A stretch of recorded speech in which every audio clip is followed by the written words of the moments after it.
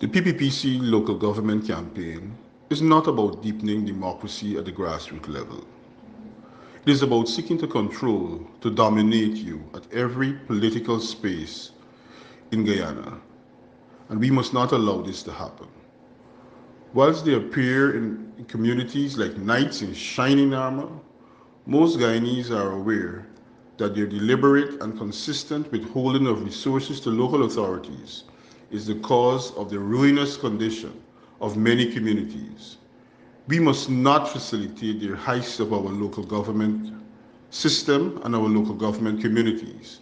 Otherwise, we as a nation will never rise to glory and prosperity.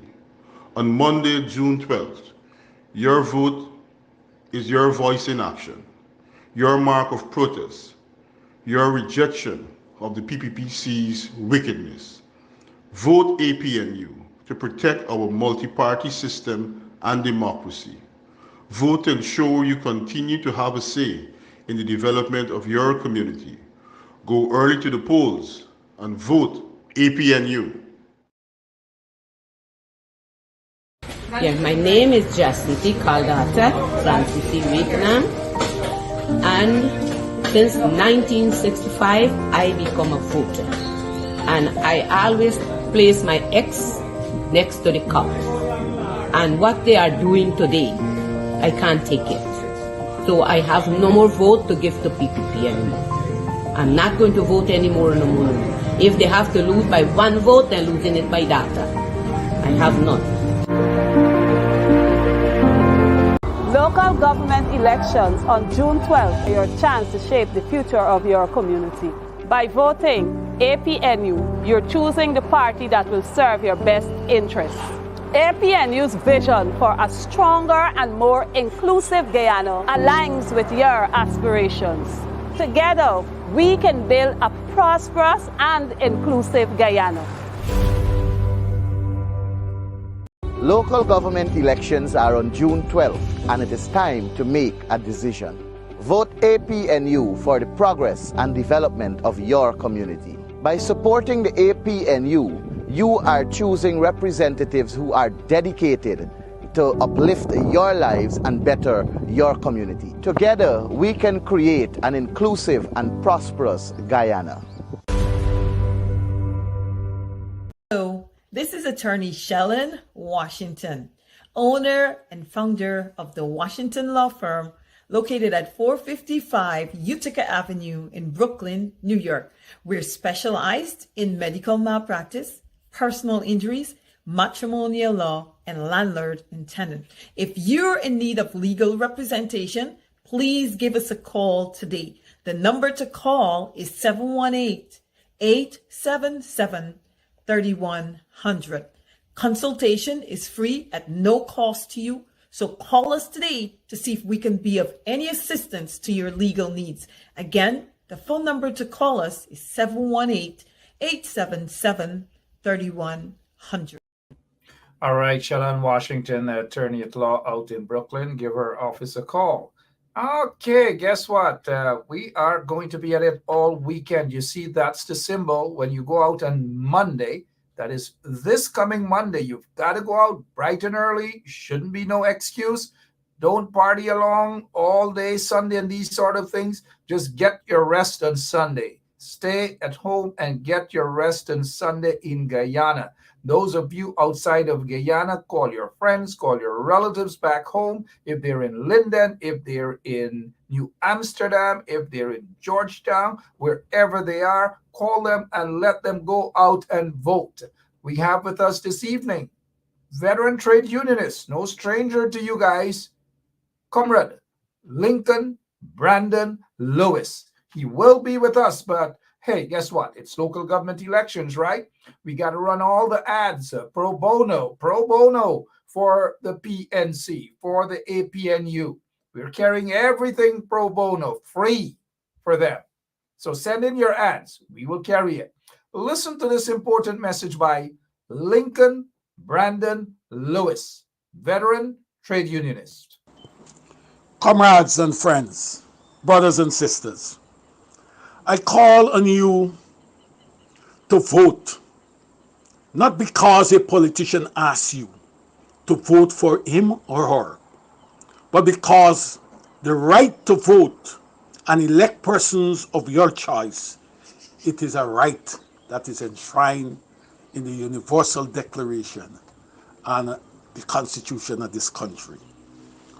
When Hubert Nathaniel Critchlow started the march for one man, one vote in 1926, it was to bring about internal self-government, which led to us becoming a republic.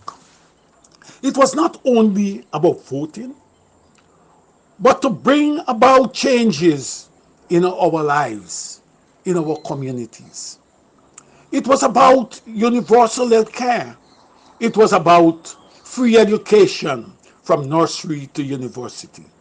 It was about us as Guyanese determining our own destiny and do not allow Britain to determine for us what they consider we must have. On Monday, 12th June, I urge you to go to the poll and vote for local government. Vote for local government. For it is the first tier of governance, and you must elect persons who will advocate and protect your interests and not that of central government. We need to consider we need to consider that what is necessary is a cadre of men and women who will stand up and stop this madness of central government imposing its will and decisions on the communities.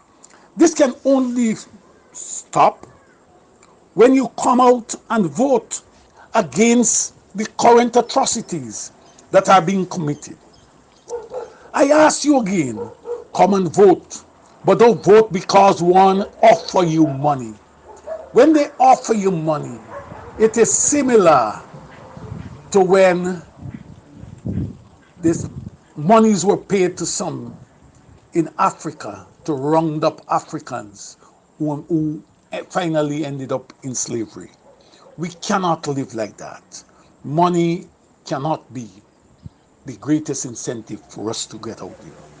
I ask you, comrades, vote because you will like to see improvement in your life and your communities. Come out on the 12th. I urge you. We need the change, and the change can only come about when we demonstrate as people our power at the grassroots level. Take control of our communities by voting on June 12th, 2023. Thank you. Voting on June 12th, that is this coming Monday, bright and early. This coming Monday, get out there and vote. We have with us veteran trade unionist Lincoln Brandon Lewis is with us this evening, as promised. He is with us. Good evening to you, Lincoln. How are you, sir?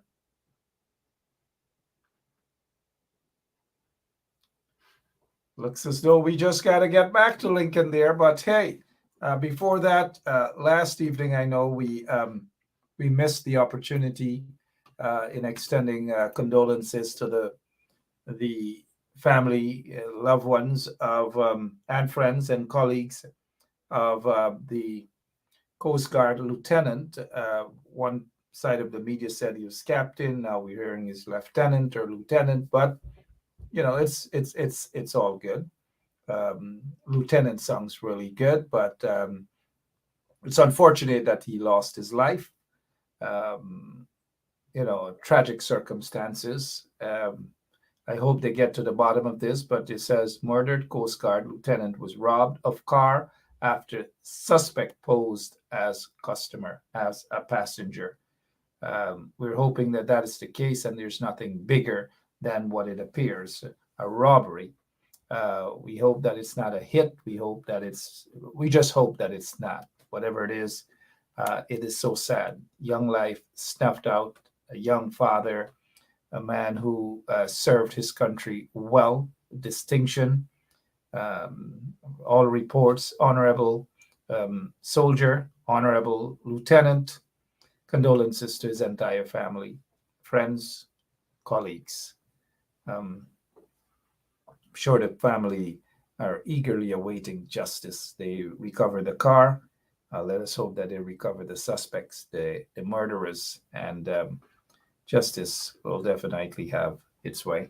Condolence again to the family members of the uh, lieutenant who lost his life as a result of brutal murder. All right, so what else is it that we can talk about? Look at this bridge. Look at this bridge. Spanking new bridge under the PPPC. They love to boast, they love to brag, they love to push up themselves to say that they are party of development and this and that. That bridge, I'm sure, couple $1 million. Look at the condition of that bridge. They pick up any and any pakus as contractors, as we're seeing these days. We are seeing. Look at the bridge. They're proud of that, right? In fact, they're very, very proud of this bridge of where it is over in Stevie Door. Stevie Door. You guys know where Stevie Door is, right? All right. Spread the word that we're on. We're ready to rock and roll. We'll get back. We will get back to that bridge. There is a report that a mother is upset that her child was allegedly slapped by this guy, Shal Muhammad, the father of Azruddin Mohammed. And he loves to, this guy, this senior Mohammed, loves to put out as though he is, the top rank when it comes to moral character and all manner of dotishness that he puts out there. But the mother of this boy is alleging that he slapped the woman's son. There's no justification for that. And if in fact the story is accurate, then the police should go after this guy and arrest him, just dump him in the lockups, just like they do with everybody else. But we will get to the bottom of this situation. An allegation that is leveled against this PPP guy, who is supposedly a candidate in the local government elections. Not sure if he's still a candidate, but he was. He promoted himself as a candidate and all manner of things. He's an honest man. He's all kind of different things, right? But I bet some folks in U.S. law enforcement agencies, they know better, right? So if the allegation is correct that this man Mohammed slapped up a little boy, allegations, mind you, then let us see what the police is going to do about that. Mr. Lewis, good evening to you, sir. Good evening, Mark. Good evening, viewers. Good evening, brothers and sisters. All set. January 12th, Monday coming, folks are prepared to go out in their numbers. But we are hearing that the discipline services, they went out, they voted on the 2nd of June, and just about 50%. And the statistics shows coming out of GCOM, not sure how accurate that is, because a lot of things coming out of GCOM these days are not accurate. They're more pro-PPP, propaganda in nature. But they're claiming that around 30% of the discipline services went out and they voted in 2018. This time around, we got close to 50%. 50% went out and voted. We don't know how many of those are spoiled votes, but what we do know is that a lot of police, a lot of military personnel, a lot of prison officers did not get the opportunity to vote. When they turned up, their names were not on the list. They had to go into one area and then they had to go back to another area. So there's a lot of Jim Cockburn Ramgoat story there popping up. And so that 17% increase from 2018 to now, in my opinion, is questionable. It could be that discipline services votes were padded in favor of the PPP. That's just my opinion, mind you. But we're hearing from members of the discipline forces that they were told that they can vote on Monday. But a lot of police officers have to prepare to be out there in their uniforms to work on Monday. I don't know how they expect those officers to vote, but something doesn't smell right. In terms of this so-called 17% increase in discipline services votes. What is your take on that, Lincoln? The issue here is that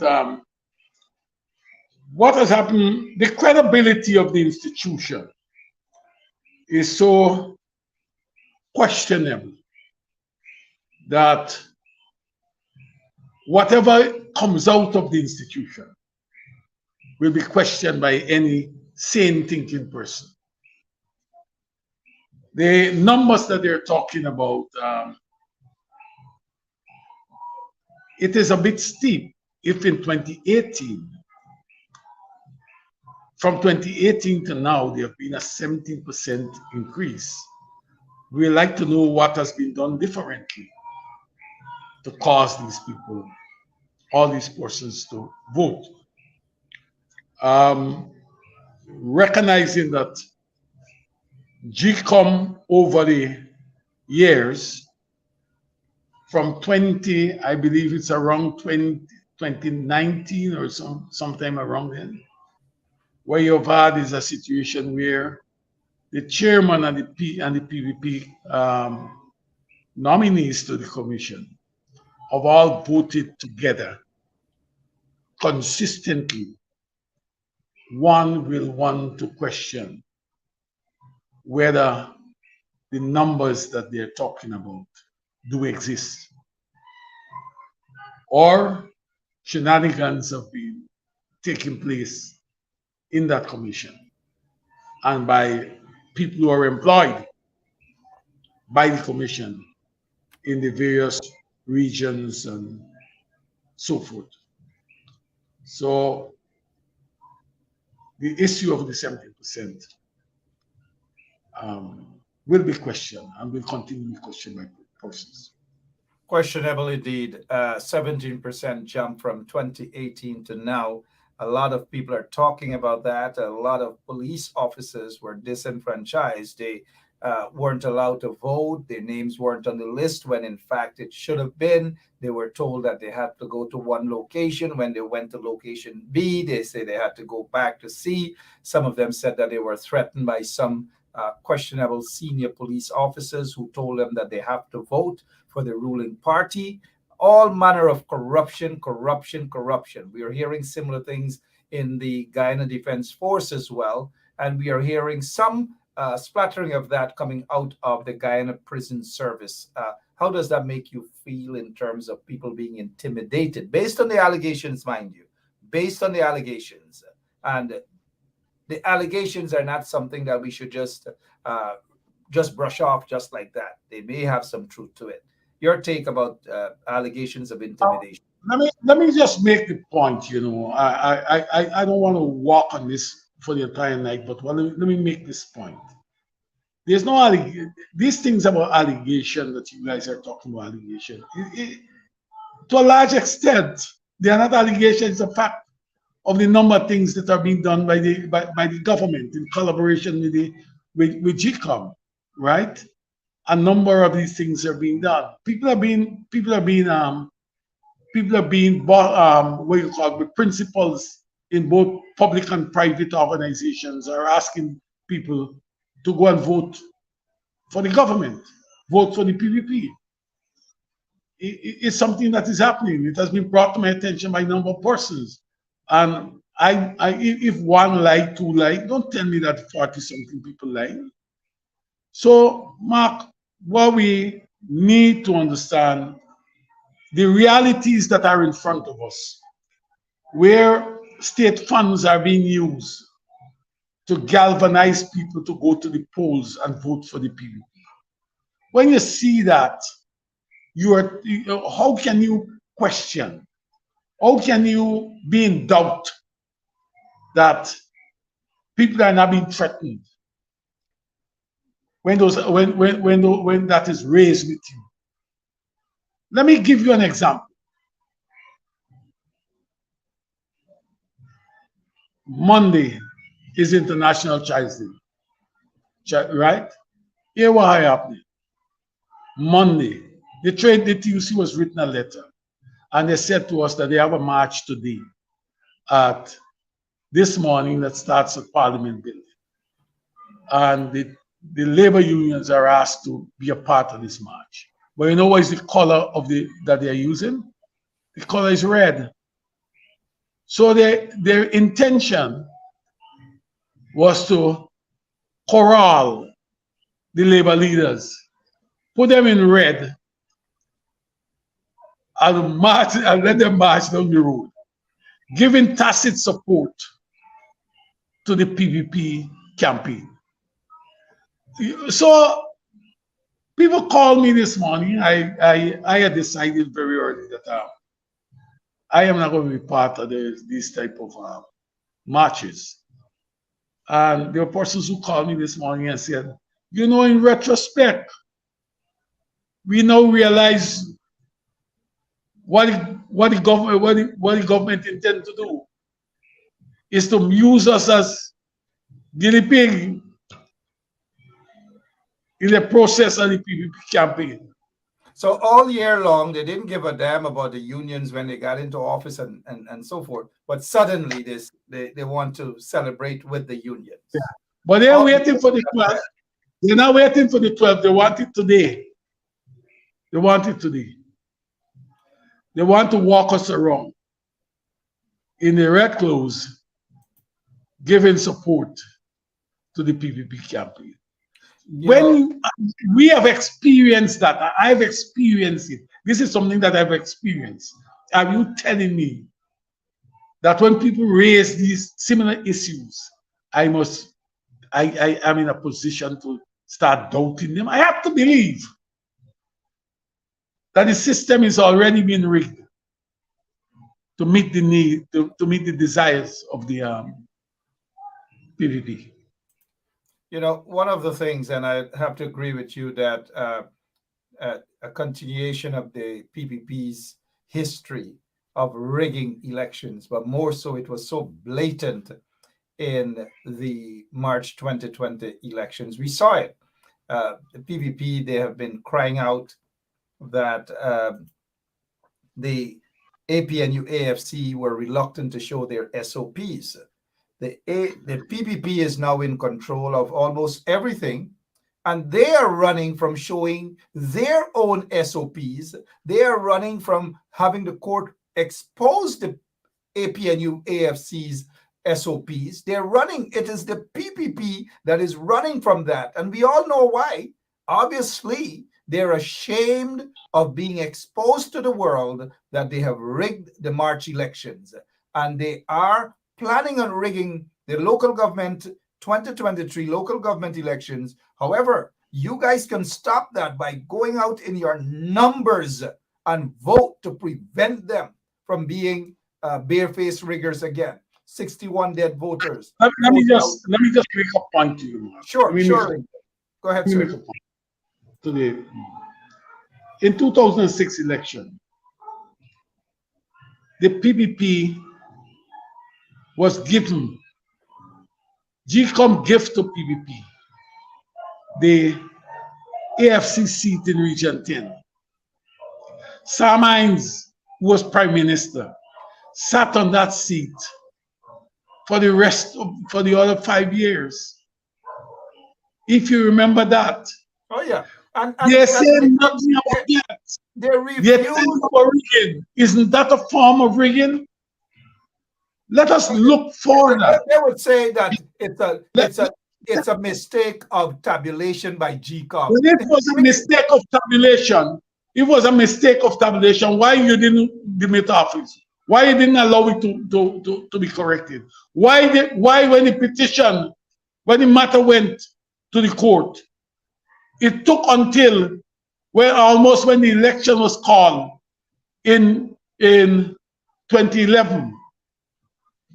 That was when the petition came up. The matter came up in court, and technicality was found to throw it out. Right? You have had 2011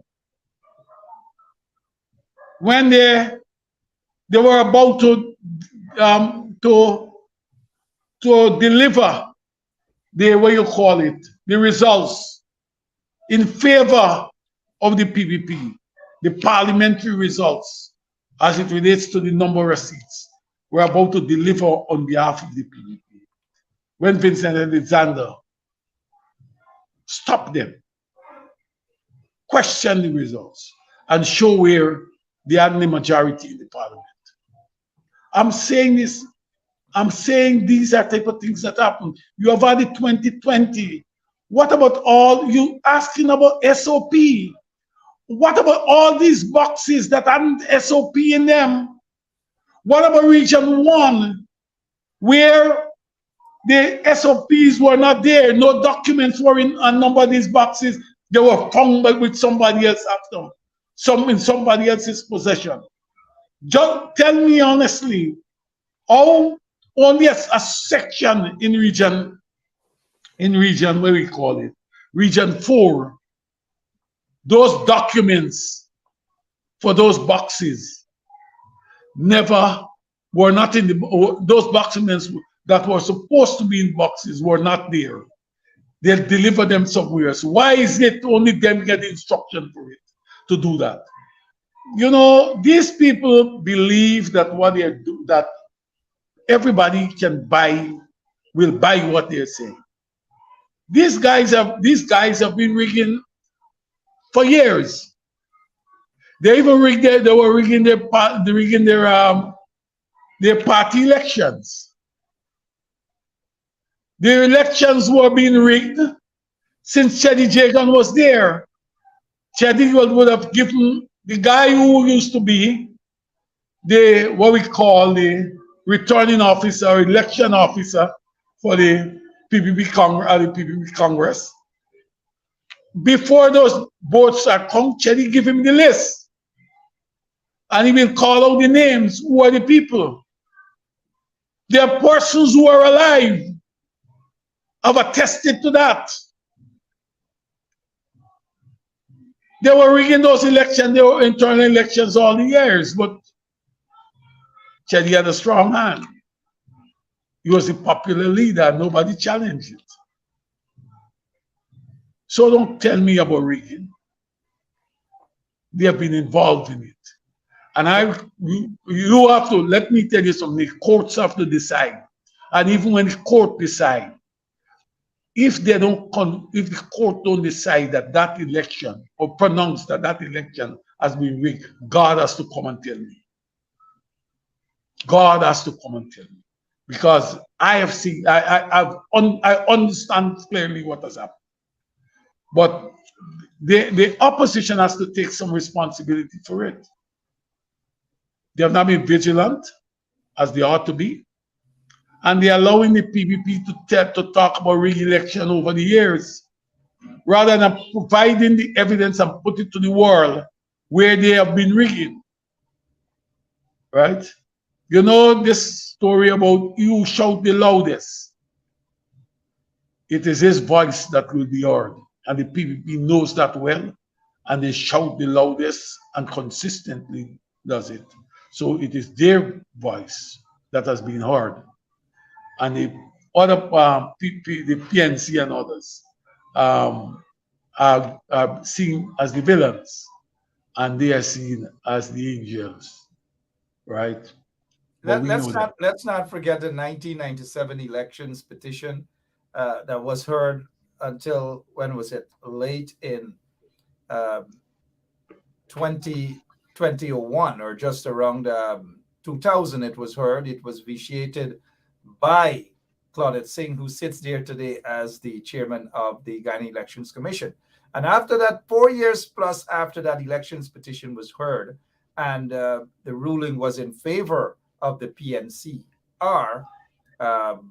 they had to call elections, and elections were held in March, I believe, of 2001. And it is my belief then that the elections were rigged also in favor of the PPP. So the PPP has a history of rigging the elections. It so happened because of the election, Mark, and the younger people will not know this. The chairman of the election commission, Do Not Sing, became the attorney general after he announced the election, the elections in favor. After they have announced the election in favor of the PPP in 1997, he became the Attorney General. Yeah. That was what he was paid. So they're not going to want to tell the younger folks that in the terms of the corruption and the apart from the 1997. In fact, Jagdish should not have been in office for all those years, but because of the delay of the elections petition, when it was ruled against them, he had to call elections in 2001.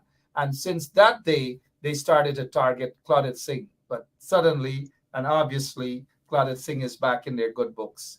If you're now joining us, trade unionist Lincoln Lewis is my guest this evening.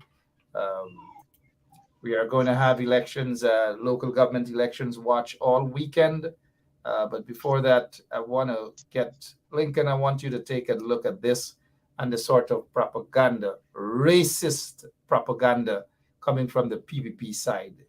In all your life living in Guyana, have you ever noticed this? Take a listen. Think about not eating chicken curry. Think about the police gotta come and you gotta hide your curry. You don't want those days back. We are voting for the PPP to secure our future and our children's future. To come out to the... Have you ever heard about the police going after and seizing people's curry and taking away the karahi? And so for some folks who don't know what is karahi, karahi is that little pond. Sometimes they get bigger ones that you put your little stew on your curry and all sort of things. Have you heard police going and seizing people's karahi and their curry? Mr. Lewis, come on, man. I've never heard that. I've never heard that. You see, I'll tell you what. The PPP is good at lies. They are good at lies. There's a story I told to a few people one time. I always remember when the Democratic Labour Party in Barbados defeated the Barbados Labour Party, and Thompson came to power. They were talking about immigrants coming and take the jobs of Guyanese. And I met a guy in Dalkeith in Barbados. I went to this gas station and this guy was there. And he was explaining, he didn't know I was a Guyanese. He was explaining why he lived in Guyana, why he lived in Barbados. And he said that he was, he and his entire family and what have you, they run away from Burnham. And he said, Burnham make things out, Burnham, and he started to tell you these bad things about Burnham. So I said to him, did you experience that? He said, yes. I asked him his age, and he said he was 23 years. But when you said he was 23 years, he could not have known Burnham because Burnham died before he was born. So these are the type of things that we find around the place. It's not funny. It's not funny. So what she's saying there, it is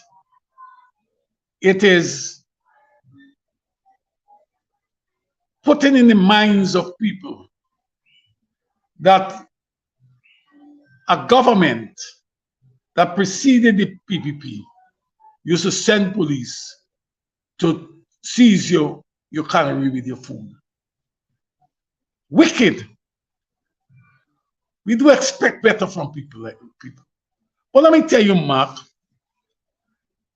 let me tell you something. What we have is a culture that has been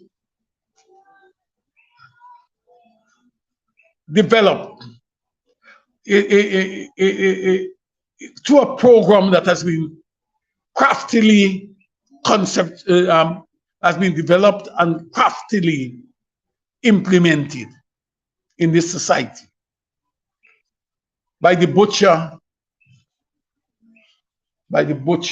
from Unity. he has succeeded in causing people to think that and behave a certain way. He has successfully in dividing this nation further from where he may have taken leadership of this country.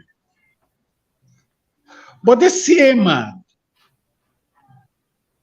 who will tell you about the deficiency of every leader, every minister that you may have had in previous government. This is the man who consider himself what we call the economic czar. Let me look at this guy. This is the man who worked under two brilliant men, Aslin Paris and Carl Greenidge at State Planning. This man sell the bauxite company, Lynn Mine, for $1 US, you know. $1 US, that company. And within 3 years, those people sell that company for 40-something million US.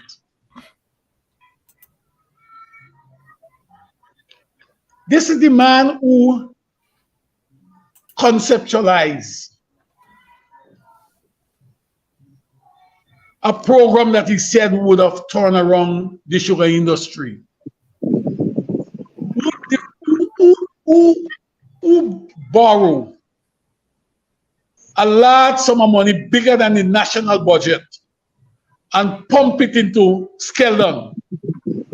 That today's Skeldon, a factory that has never worked continuously for 1 month.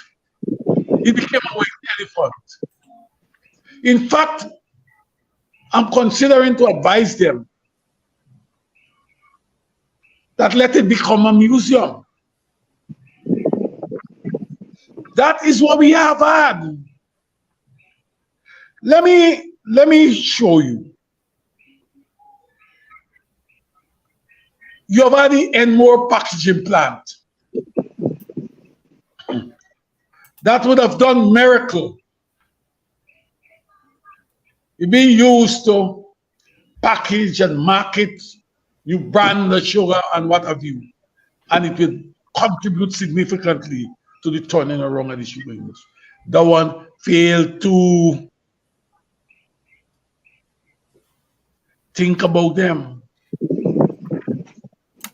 The largest deposit of proven bauxite in the Borbis River, that man closed Bormine down, and to the Russia and all the assets to the Russians. And that was Kurubuku was the largest proven reserve of bauxite in the Borbis River. You know what they did with it? Give it to the Russians.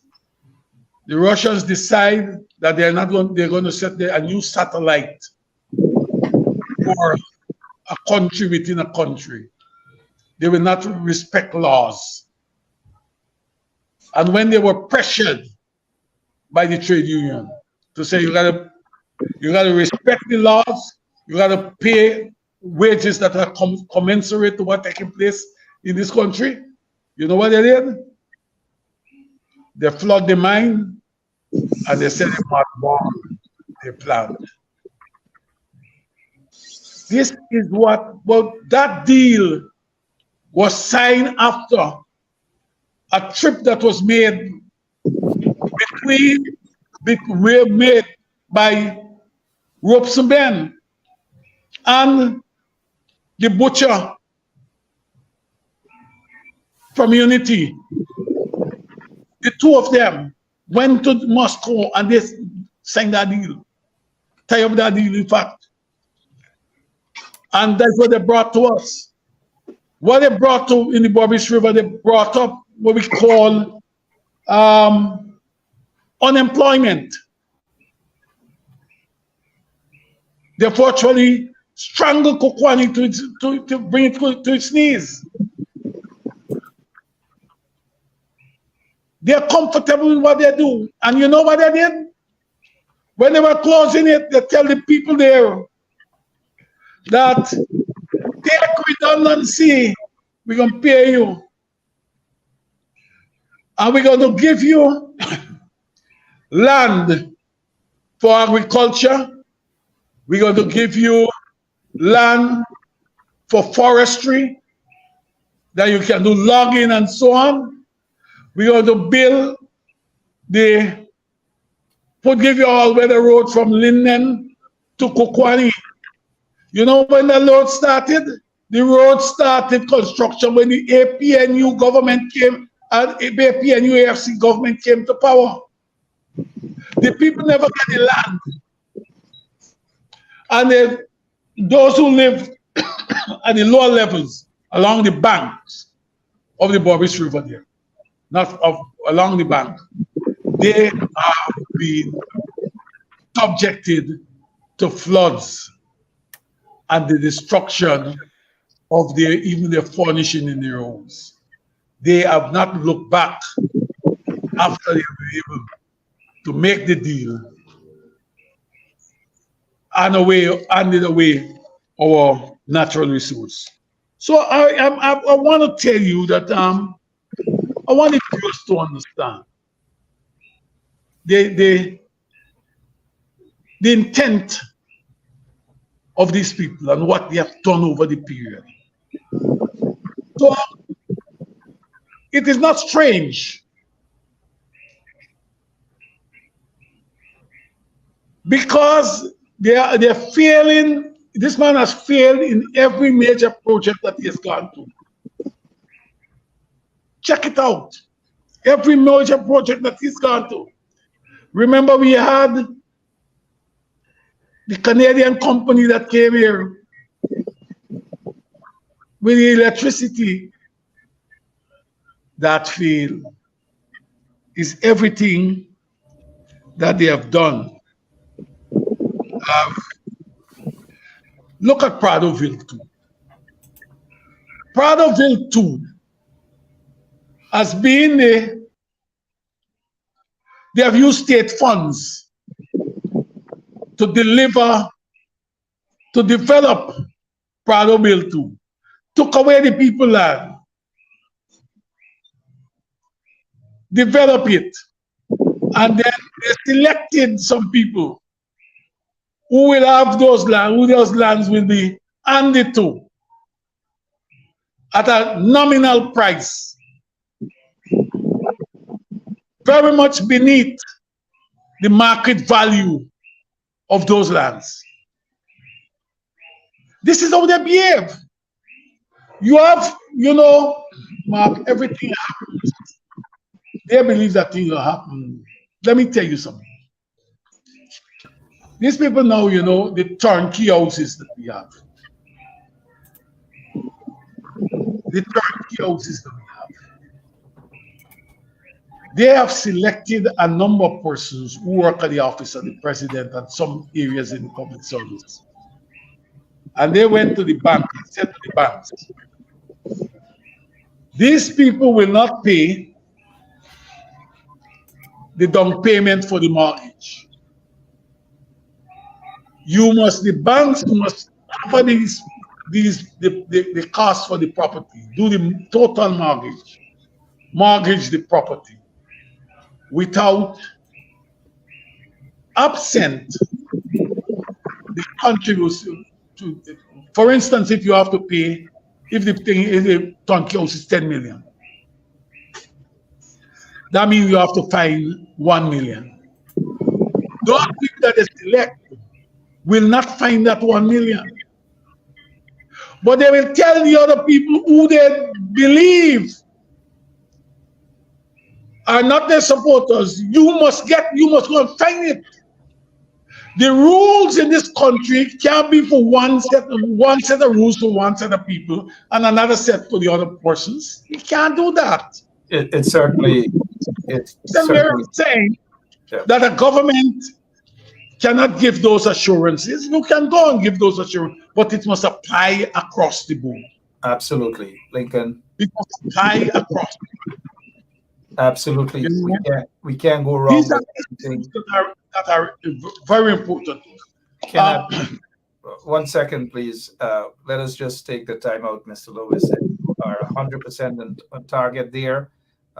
We have with us PNCR counselor out there in Riverton, Anil Sugrim.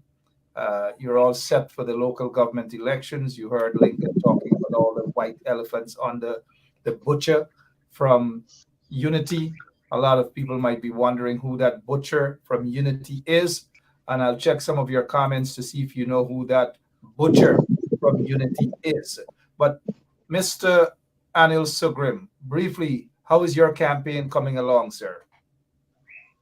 Well, I would say, very, very decent, very decent. We have been more working from house to house, while the PPP, they're just fetching people around every corner of the street and every community. They're trying to set up huge meetings with very little local people attending, more than people that they tag along with them. Like you the other day they had a meeting in Rosal, and I was house to house. We did house to house campaign in Lime Park, and they were announcing from Crabwood Creek that they're having a meeting at Rosal, and so they're inviting people from the surrounding community to around Rosal to attend that meeting, and we are miles and miles and miles away from Rosal. So all that they're doing is moving people, their supporters, from one part of the country to the other part of the country, building their crowd at their meetings. They had a meeting in Clifton. We were fortunate to count 30 buses that came from elsewhere to that meeting.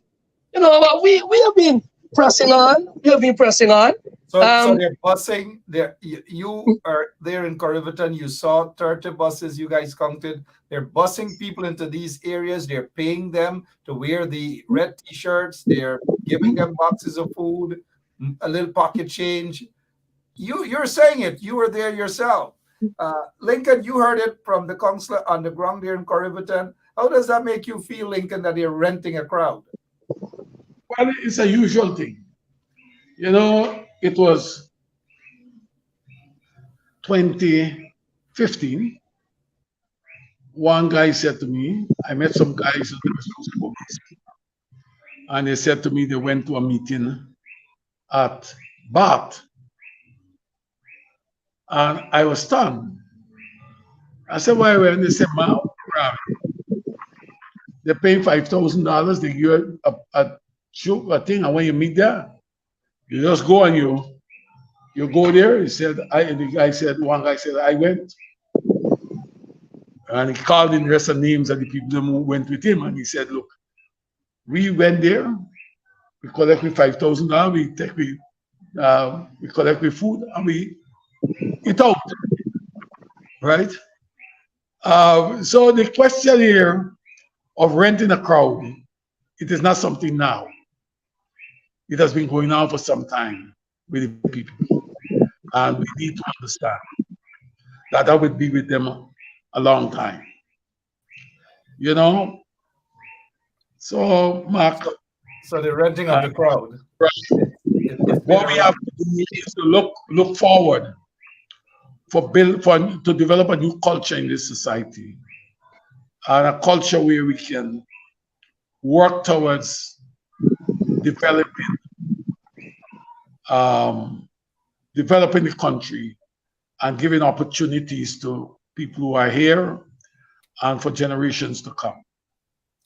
We cannot operate in the same way like when Mr. Jagdeo took the way we call, give some inexperienced people the operation to lay the fiber optic cable that can improve our communication capacity.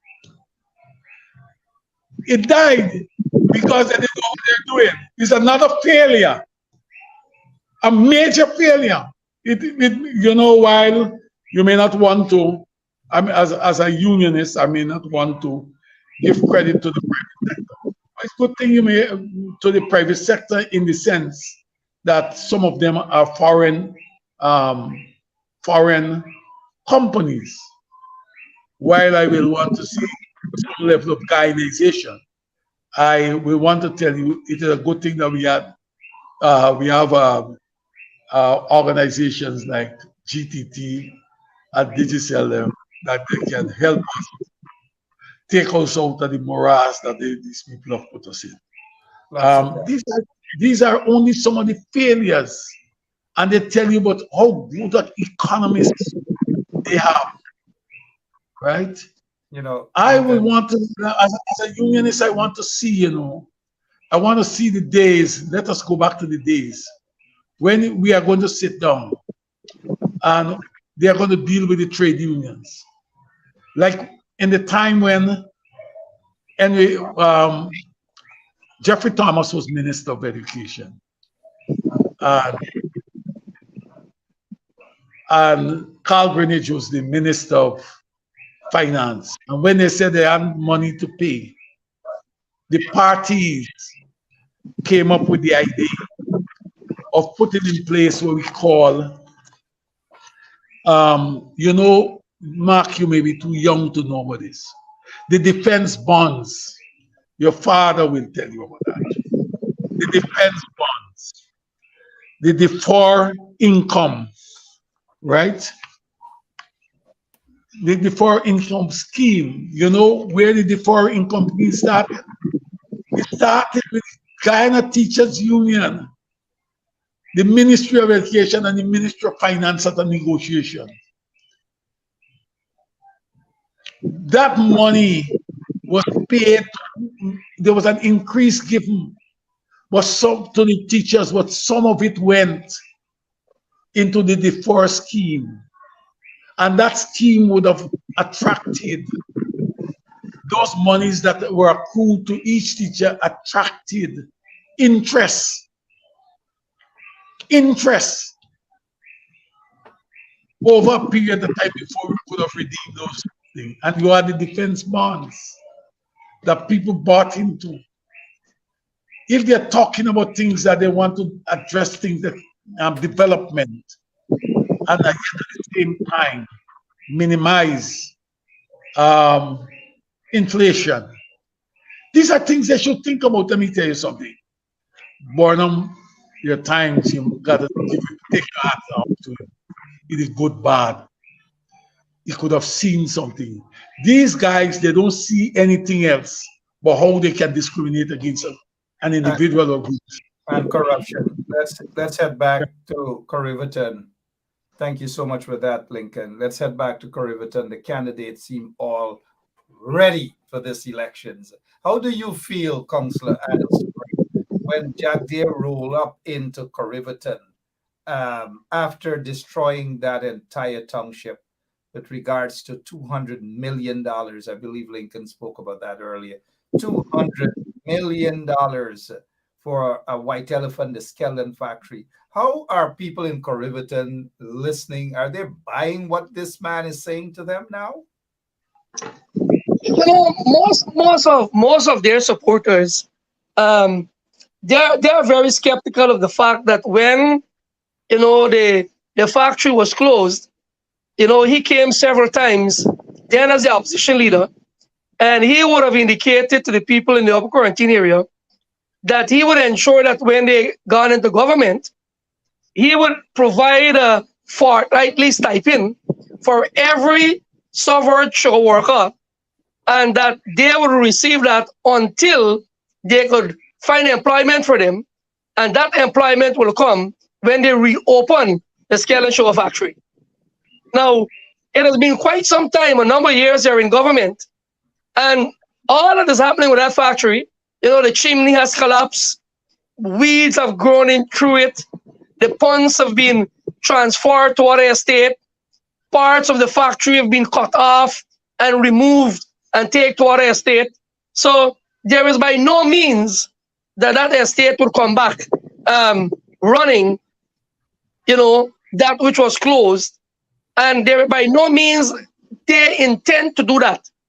And that is one of the things that the people in the upper quarantine would have found that they lie about, and they lie about big time. Lie to the best.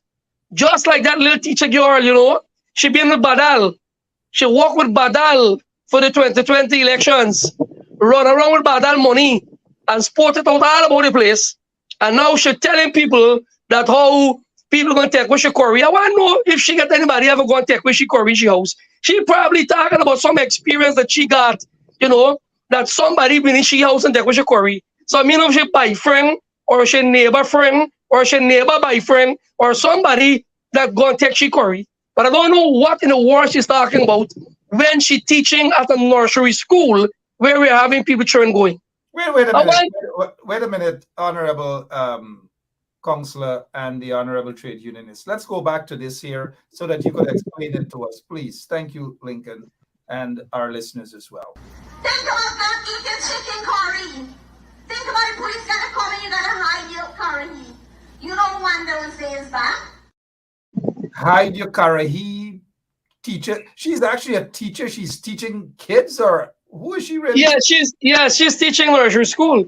She's teaching at the Springlands Nursery School in Refuting.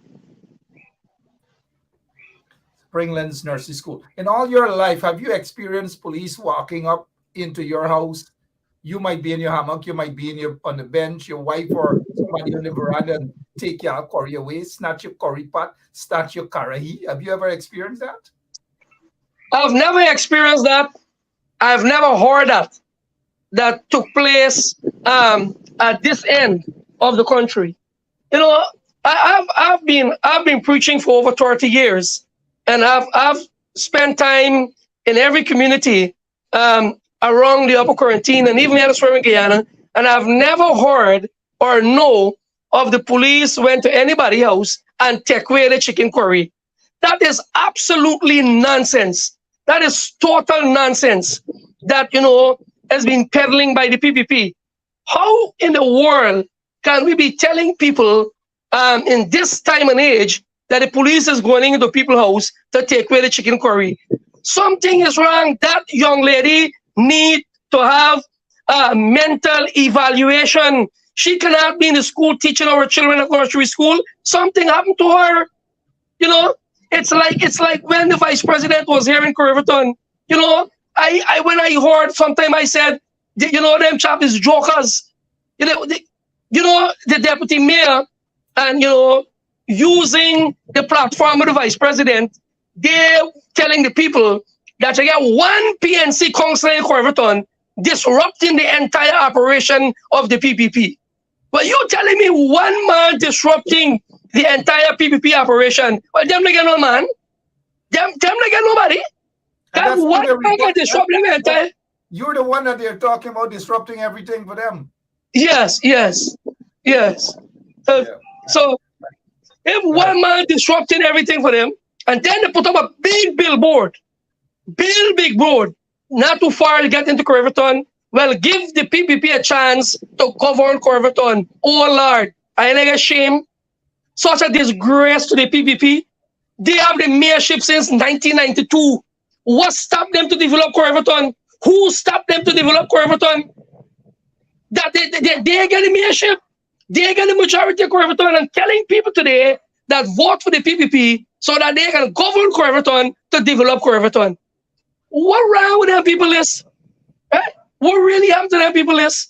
Something wrong to them? Stupid is stupid, like I say, when you go to school like your little boy, when you play choke, and you play choke as little boy, one day choke, other one say, oh, me give up. Give me a chance. I can come back and fight you again. So my take on this is that they see that they are in a hole. And because they're in a hole, they're coming out and say, well, we want a chance. We want a next chance. They get a chance since 1992. The mayorship is theirs. What stopped them to develop Refuting? They're running around all over the place peddling lies. Every day they're peddling lies. The deputy mayor that they're having acting as a mayor, he's the biggest contractor in building road. He getting road all over the place building, and he's subcontracting it to other people.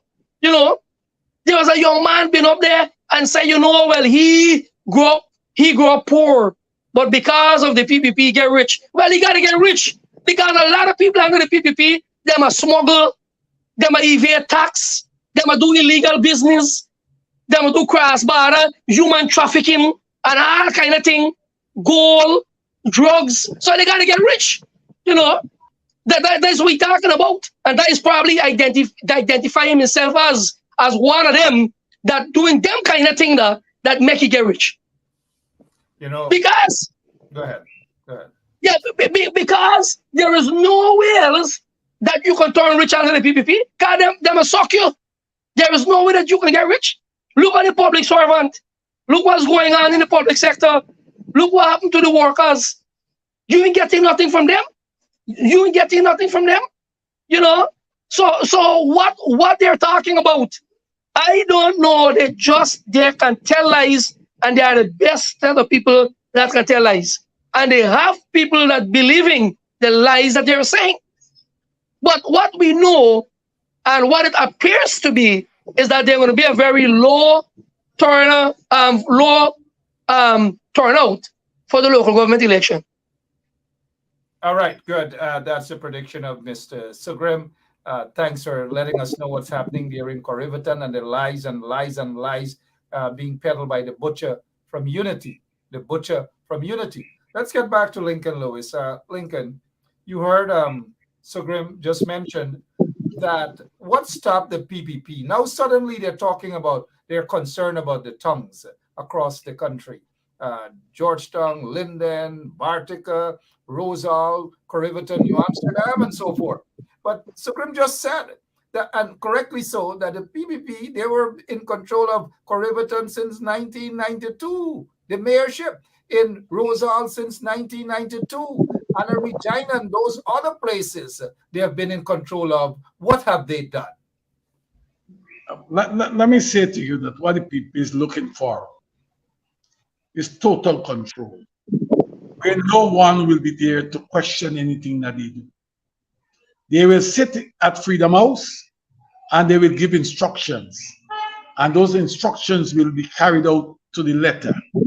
Because many of the persons, let me give you an example of something that came to my attention. A number of the APNU organizers in the various towns and NDCs have said to me that, you know, if we ask people in the private sector for any contribution towards our campaign, they will tell them that, look, we will be happy to do so. But when we give you, we are assured of one thing, that somebody maybe go there and talk, say, we receive from Jacob, John, or Puran. And the moment Mr. Jaddo is aware of that, they will never be able to get a contract, or if they get a store that the region used to buy from, they will not be able to get a business any longer. There is so much fear that stalks the land. So many people are afraid of this vindictiveness that is attributed to Mr. Jaddo. So now what they're doing is trying to have total control, that no one must be able to question anything that they do. I'm one of the persons who always believe that based on our political history, the political parties at some time has to consider whether they're going to run in this constituency and allow the residents to determine who will be their local leaders. But for now, I want to tell you, for this election, since the PPP is going head on into the into the campaign and want to control the NDCs and the towns, I will urge people to come out and vote. And I'm saying to you, you must vote against the imposition by central government. Central government must be prepared to deal with national issues. And I will expect to some point that before the end of this parliament, the opposition will consult with the NDCs and towns and the regions and make sure that the appropriate laws to protect these agencies, these communities, are being tabled in the National Assembly, debated and passed to protect these agencies from the trampling that is by the PPP. It's a question here where they don't care. It is absolute power and control thereafter. And same way as how they could have used the law and the police to incarcerate you, Mark, for 5 years on a wicked Trump Act. And same way as how they are using the police now to drive behind the van that is carrying the PPP flags to be there, to be adorned on lampposts throughout the coast. If they can use it tells you what manner of men or women are these. Something has to be done. Something got to be done. So we need to come out and vote. We need to repel these people from having absolute power and control in our respective communities. Well said. Coming the 12th, Monday coming. Monday coming. Or Got Zoom. to be stopped. Got to be stopped. Let's go to this quick videotape before we get back to the Honorable Councillor Adams. Let's take a quick look as in Agricola, how the people are treating. Majority of the people in Agricola, they are rejecting the PPP, as we know in other areas. Take a look at this video here. I'm so proud of the people of Agricola. Agricola is not for Agricola, not for sale. Agricola, not for sale. Yeah.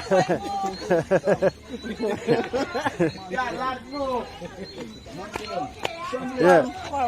Agricola not for sale. Agricola is not for sale. Agricola is not for Agricola not for sale. Agricola not for sale. Yeah.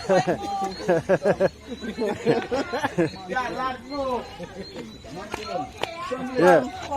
Agricola not for sale. Agricola is not for sale.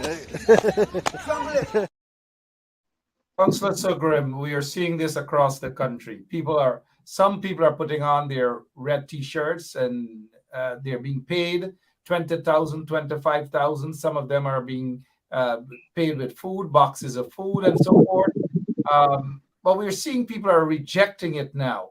Give us an update as to what's happening in Refuting as it pertains to these bribery, red T-shirts, boxes of food. You know the good thing in Refuting is that most sort of people they stand tall and they stand strong. They haven't been our base that would have take T-shirt and would have been wearing T-shirt around. Not that I have seen and not that I have known of. They would have refused that. They would have rejected it. Even though we are a minority in the town of Refuting, we have stand our ground, and most of us have stand our ground. And people here hasn't turned like some people in other places of the country. So we have not got that situation, and that is why they have been bringing lots of people here to Curveton with their red T-shirt because most of the people in Curveton is not wearing it. Outside of that, they're very unfair in their campaign strategy. We are playing fair. They're always crooked and evil and wicked. Our posters and so on, and I wrote on some of the PPP social media pages, and so they blocked me from those things because when we put up a little poster, they get some thug in the night. They call them we thugs. How pulling down them poster, tearing them and so on, and throw it away. So I tell them, man, listen, if y'all frighten a candidate on a piece of paper that pastes on the post, why don't you go and face the man or face the woman? They can't face the man and face the woman, so they tear down the picture that they put on the post. I told a lady that as we do house-to-house campaign, she told me, she said, son, that they tell me that I will vote for government, how I will vote for Barra Jack Dale. I said, auntie, all that they're doing to you is lying and misleading you. All that we are asking is that you vote for somebody in your community, somebody that live around you here that can make day-to-day representation for you in this community that you live. That is what the local government election is all about. That is what the local democratic organ is all about. And when I told her that, I see she paused for a moment and I got her.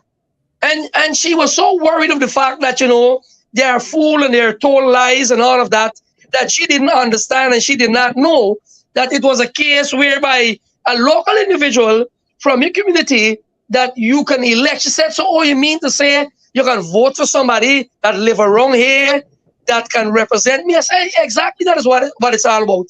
Vote for somebody right here that can represent you locally for your issues and concern and problem that you may have in the community that you live. You see, that is not what they tell people. They don't, I have a word meeting here, they don't tell people about the local government election. They keep telling people about central government. Like Mr. Lewis was talking about what central government is there for. And they keep talking about, letting people believe that they need to stay in power at central government. And in order for that to happen, they got to vote for them at local government election. That is what they've been doing. That is what they have been peddling. And they're so unfair in the way that they do it. They're just so mean, dishonest, untrustworthy. That is kind of people that they are. And their candidates are people that they put up in Curveton. That's yes, sir. Yes, sir. Yes, sir. There's a no, sir. None of them can think for themselves, and none of them can speak for themselves. All that they do is that take instruction that they can go to any meeting and talk where the council is concerned, and they cannot make no decision whatsoever. If a matter of concern is raised, they can't address it. They got to go back somewhere to get the instruction and come back. And so that is why they're saying that I am disrupting the entire operation. Because they can't give an answer. They got to go back somewhere to somebody tell them something to come back. I'd love to see you become the mayor of Curveton. We've had waste of time mayors since 1992 under the PP, 1993 under the PPP. In Curveton, in Rosal, they have not done anything. And so the PPP has no moral authority to talk about what they wanted to do in Georgetown, when in fact they couldn't do that, and they were in control. They are in control of Curveton municipality, Rosal municipality, and they have done absolutely nothing. Now, before we get back to Lincoln, I want your take on this, because this seemed to be the thinking of thousands of PPP supporters throughout the country. Take a listen, guys. Yeah, my name is Jasnity Caldata from Vietnam, and since 1965, I become a voter, and I always place my X next to the cup. And what they are doing today, I can't take it. So I have no more vote to give to PPP anymore. I'm not going to vote anymore no more. If they have to lose by one vote, they're losing it by data. I have none.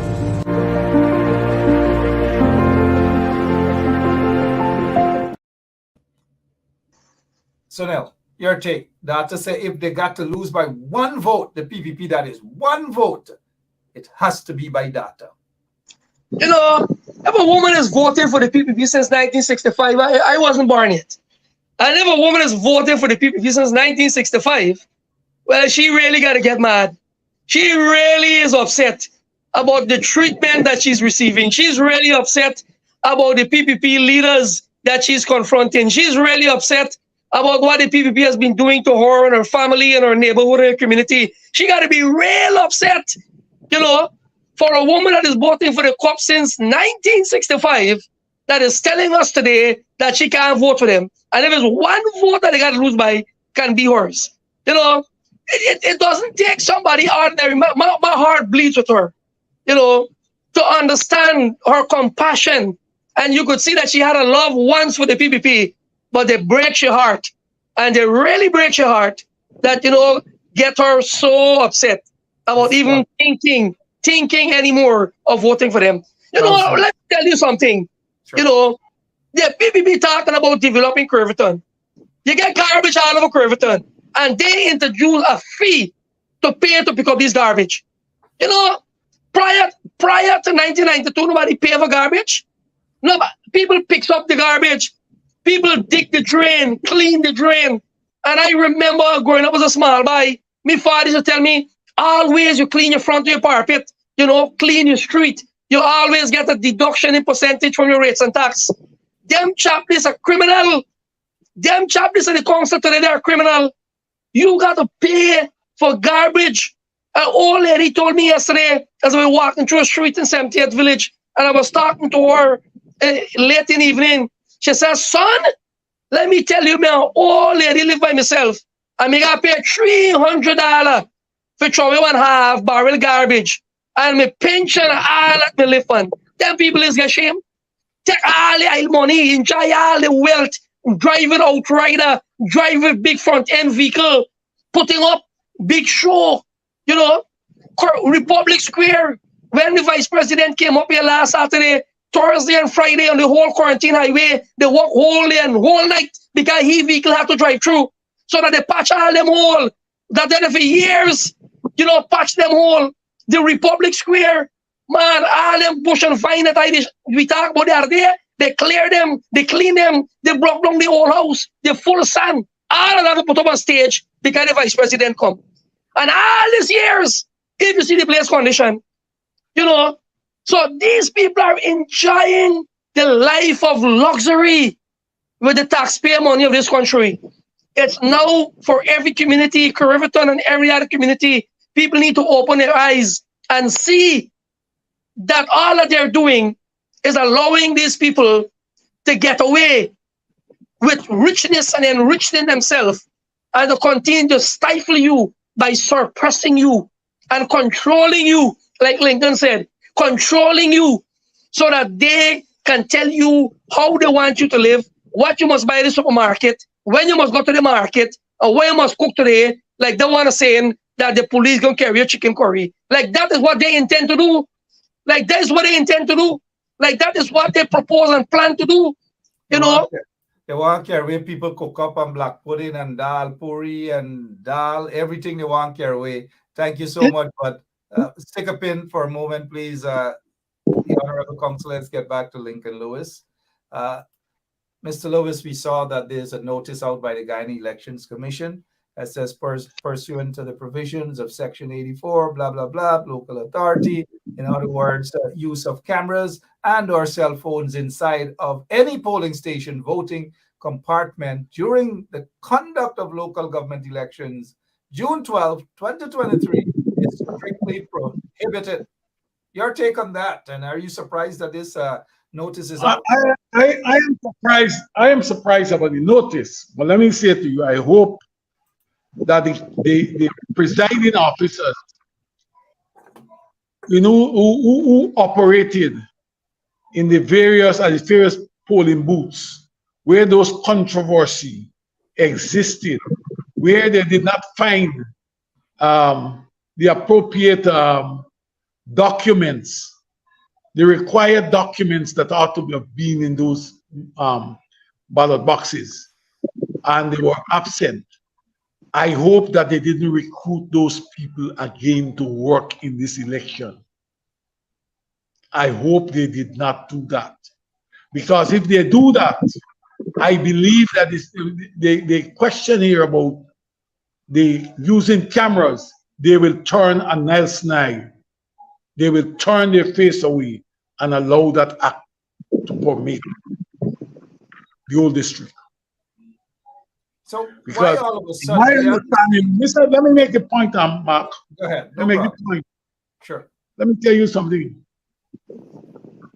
I understand that the PPP is giving people money. And they said, take this amount now. You going, when you vote for us, you go in there with your cell phone and you take out the pictures, the photograph of your ballot, and then you come out. And when you show me that, you get the rest. I'm saying to you that they will, that is not above them. They will do that. They will pay money. They have been paying money. We have seen in the past people going to polling booth, and they take out the photograph and they send it out and say, I vote for you. They will do that. But let me tell you further, and I want people to understand, those people whose ID card, like in Charleston and Albion and some other places that I'm aware they took the people ID card, give them a certain amount of money, and they will want to vote. You should turn up there. You can vote without an ID card. Turn up there and vote. As long as you get somebody to recognize you, to identify you. Turn up and vote. Let them keep the ID card, and you understand me.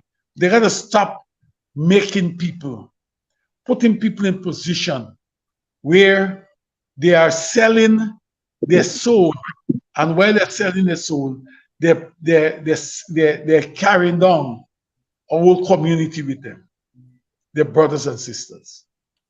These people, strength is no shame, and they will continue to do it. But the power in this entire affair, the power to bring this change that we are looking for, are in our, that power is in our hands. We can vote on the 12th and repel the government from the road they're going. We have the power in our hands. We can bring the change. The money that they're giving to people, that money don't belong to Orphanali or Barajagio. The monies that they're spending while in these communities, they belong to us, belong to the people.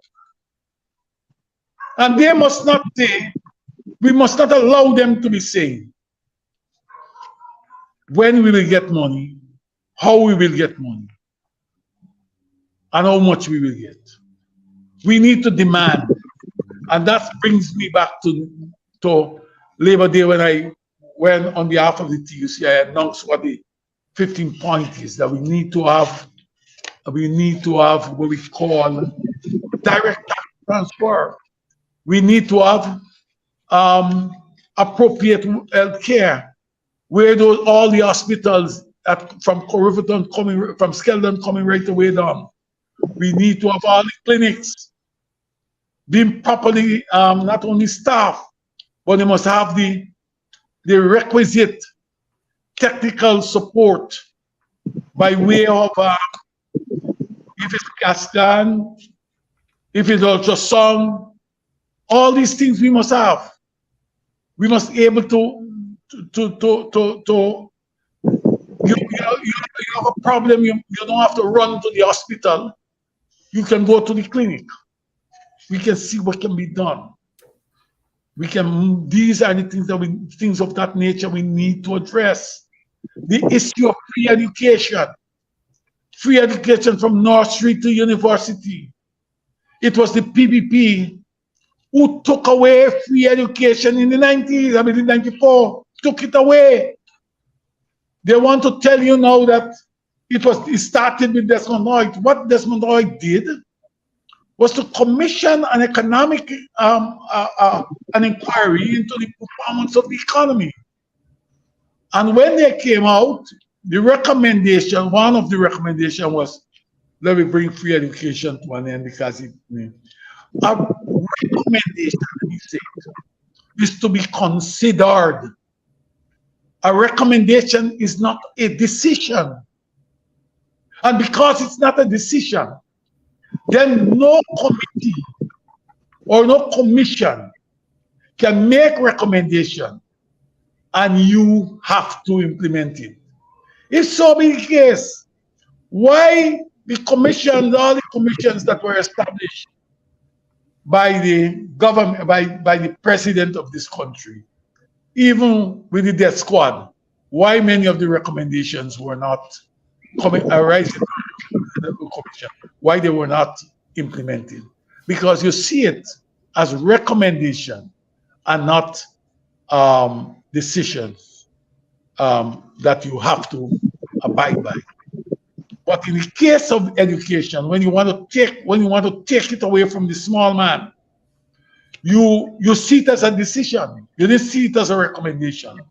What they did then is to rob the nation of the opportunity of developing a strong cadre of technical and building the academic and intellectual capacity of the country. Today we are faced with oil and gas.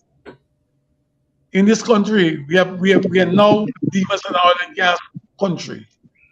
But we need the technical support. If we didn't stop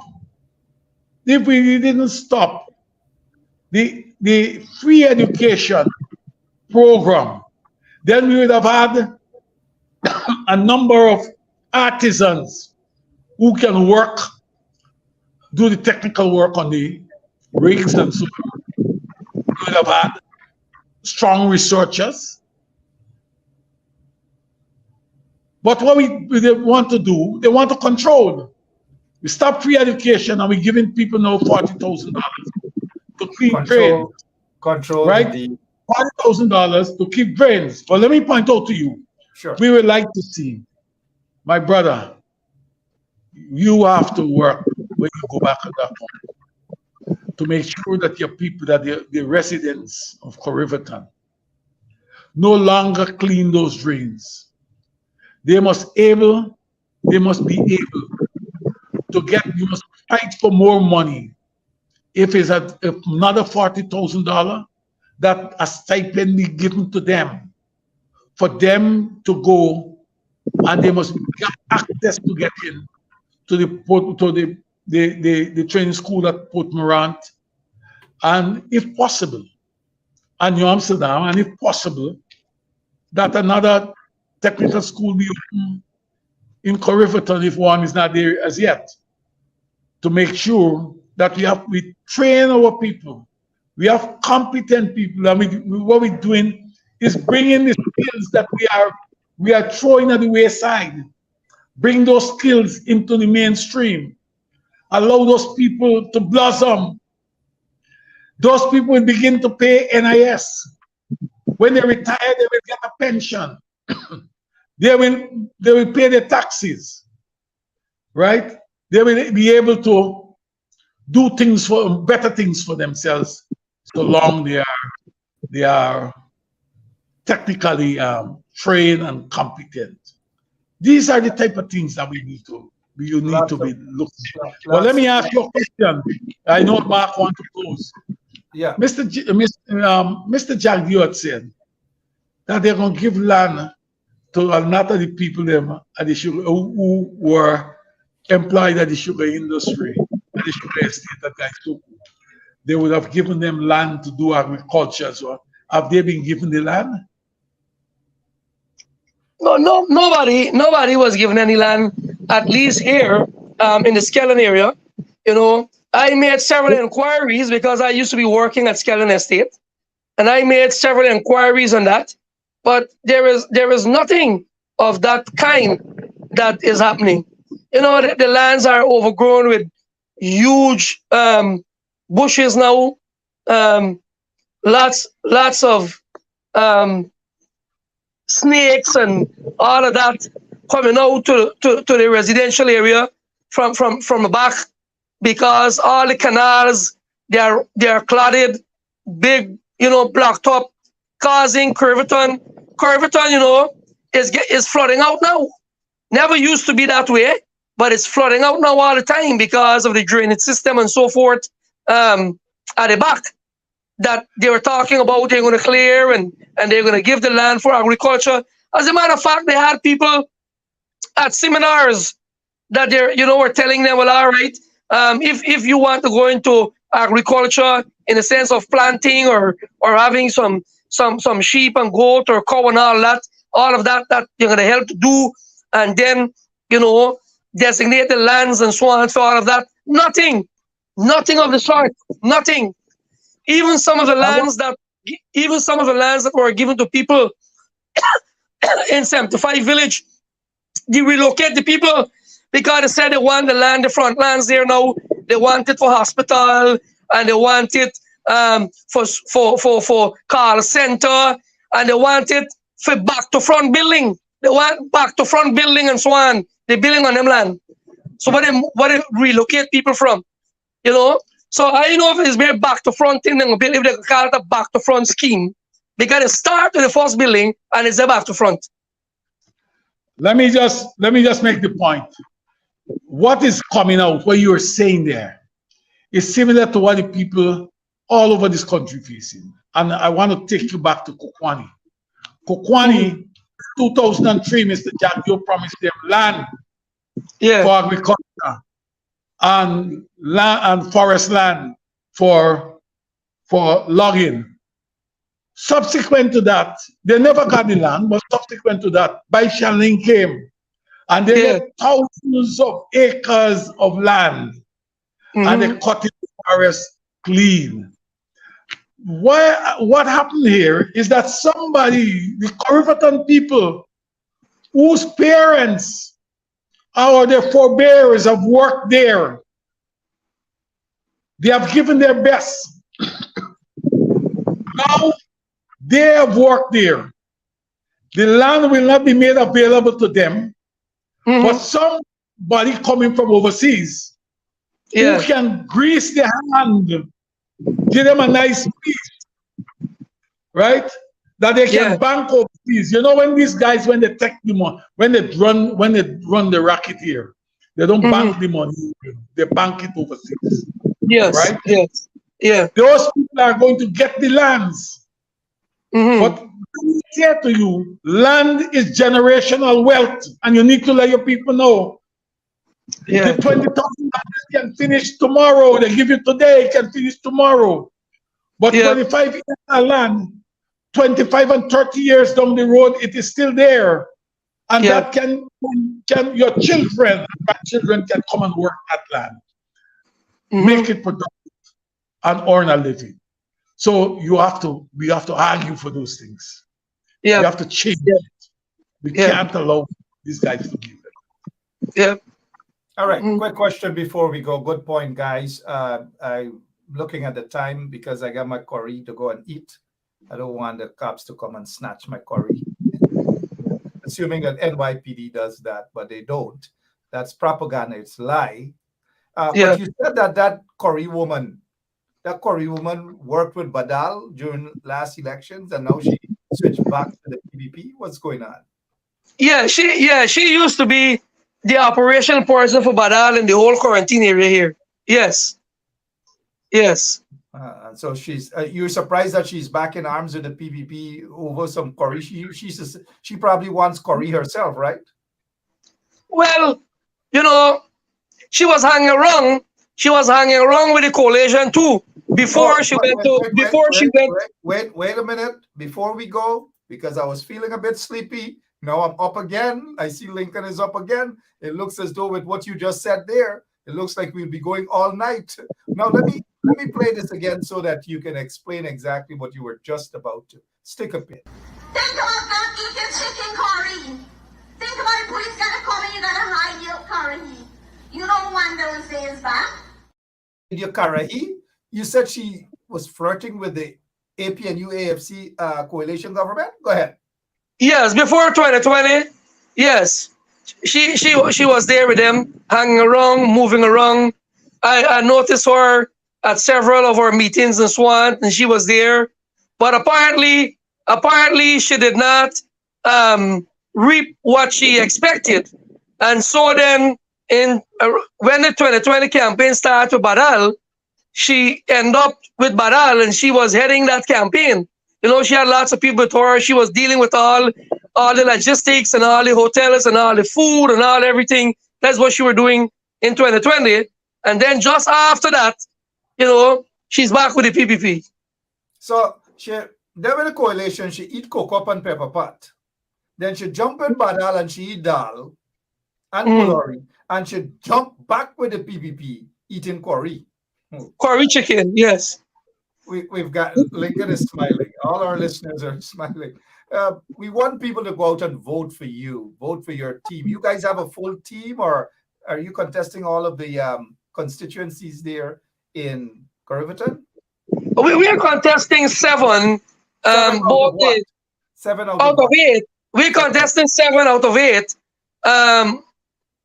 Both parts of the election, both the first past the post and the PR. And one of the constituency, we just contesting the PR. You know what? We want you to return here. We will have program all night. Let me just say to Candy, Nalini, Inderjeet, we see your message. Her name is Roseanne. She's from Corriverton, Skellen. We see your message, Candy. Thank you so much. We saw your message, actually. But we want you guys to return. We'll be having program every single night. Tomorrow night as well. Sunday night as well. Probably Sunday during the day. Probably tomorrow during the day as well. Elections come down. We want to see all of your candidates. We want to talk to people as well. Your closing remarks. But before your closing remarks, take a bite at that 40,000 bribery, as Priya Manikchan termed as what? Cash grant, school cash grant at this point in time. Bribery. Take a bite at it as you close off your section here tonight. So, you know, them children, you know, you walk around today, even them young children that running the streets, telling you, uncle, we'll collect election money. Mommy gonna collect election money. And so even them children shouting out that mommy collecting election money. So mommy and daddy and grandmommy and grandmama, grandpapa and all of them, then they very worries. Because when they collect the money and come home back, them children look forward that they gotta buy new clothes and new boots and new shoes when they go to school. Them children say, mommy, you gotta buy sweetie and buy corn and lollipop, and you gotta buy one little bicycle and so on because of election money. So them children are always saying that is election money they're collecting for them use so that mommy and daddy can go vote for the PPP. And they're making a mockery of the PPP, a mockery of the education minister, a mockery of that butcher from Unity. Elections money. So the kids fighting for the elections money. Yeah, them children fighting for election money. Briefly, your closing remarks, and then we'll go over to Mr. Lincoln Lewis to talk about the elections money. Your closing remarks, Anil. Sorry. You know, it's always been a privilege to be on, and it's good to be with my brother Lincoln here tonight. But the thing is, you know, I just want to keep appealing to our membership, our stronghold, people around and throughout this country, that come 12th June, make sure you come out and vote for the APNU candidate in your respective constituency, and to ensure that you know you're voting twice. You're voting, yes, for the palm one time, and then you're voting for the picture of the person that is a constituency candidate for APNU one time. So you're voting. Stick a pin, please, Councillor Sugrim. You're saying that they vote twice. Once they're going to see the palm here, this palm, right? Yes. They vote for this palm. And then in the area where you're running, they will see your photograph, and they vote for your photograph as well. Right, but the photograph would also go along with the palm. The symbol would be there, the palm, and your photograph. But your photograph would be there to know that you can see the person that you're voting for. And so we're asking that you go there Monday. We are challenging all our co-workers, our operators that will be on the ground and on the field. We're asking that just the polling place open 6 o'clock. You vote first. Just vote early so that throughout the rest of the day, you would be able to function properly in whatever capacity is there for you to operate, so that you will not forget to vote. And of course, you would not be worried about the fact that you gotta go to vote and then something would hinder you along the way. You would be free from all of that. We want to remind the people that will be doing the proxies, make sure that you walk with the appointment letter that you receive from GCOM. Ensure that you have your ID card and the ID card of the person that you'll be voting for, so that when you arrive to vote, you would be able to vote for yourself and either one or two persons at the same time. Because you could vote for two, you could do two proxies at the same time, so that can give you 3 votes. So it's important that you do that. And for our candidates, again, both the PR and the constituency candidates that are going out to do proxy as well, make sure that you do that early, so you get that out of the way, so that we'll be free to operate. We'll be free to operate all day. Tonight, going around before I get home, I noticed the PPP, there's about 2 or 3 dozen of them in the Corriverton GCOM office. They guard in the container. They guard in the container with the ballot box with several policemen, a whole set of CBG people, a whole set of vehicle. All of them, they're outside there and they stand up. You know, they stand up. They stand up guarding the container that is well secured, that they plan to get into, so that they can do cookery with it. So they're standing up there, see if they can get a chance to go inside. But they said that they're guarding it, but they ain't guarding it. They want to know how they can go inside, planning how they can surpass somebody to go inside there. But they ain't get a chance to go in. So let us stay there. The rain should come out tonight and wash them skin. Guardians of Corrie. They're probably going to eat up the Korean thing right next to the police and so forth. You know, Pastor Sugrim, Councillor Sugrim, we wish you guys, you and the fellow candidates, all the best. We want that success story in Corriverton. Come on, bring home that victory in Corriverton. We're calling on those folks in Corriverton who are PPP. They're dissatisfied with the PPP. If y'all don't want to vote for the APNU, y'all stay home. Let the PPP people do not vote for the PPP. Do not vote for the PPP. Go out and vote. Give Mayor Sugrim. We'd love to call you Mayor Sugrim as of Tuesday. We'd love to address you, Mayor Sugrim. Come on. Thank you so much for your time. You are going to return over the weekend. Don't disappear from us. We want you back. People are calling for you to return. Thank you. Give my regards to your wife, please, and all the best. Yeah. Thank you too. Thank my brother there for being on with us. Thank you both. But you could sit and still listen to his closing remarks. Lincoln. Well, I'll do that. Thank you so much. Elections money, even the kids throughout the country laughing, the PPP laughing, Priya Malikchan, they're calling it elections money. They don't want close because they know now it's not time for close. They want mitai, they want polori, they want cook-up, and they want curry. Your closing remarks, please, sir. You know, a young lady told me today, a young lady live in my neighborhood there. She said she son tells she, the money, we better buy bicycle, we have business. Right. She said the money is for your school books and your school clothes and everything. He said, no, they pay you for vote. This is your 9-year-old son that tells you that they pay you for vote. Right? That's what people say. Well, let me say to you, you know, we have to start holding governments accountable. And I believe this can be a turning point. I believe we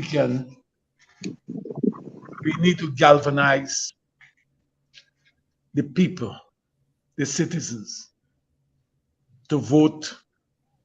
Whatever vote you're going to lodge, it must be lodged against the central government that believe that they can walk into communities and do as they like.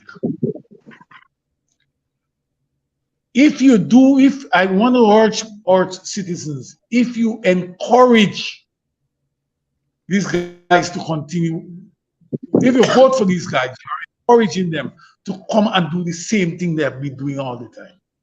Mm-hmm. Same Yep. way as how to my sisters, the same way as how you clamor that you will not be abused by a man. Mm-hmm. Don't allow yourself to be demeaned by this group who runs the government.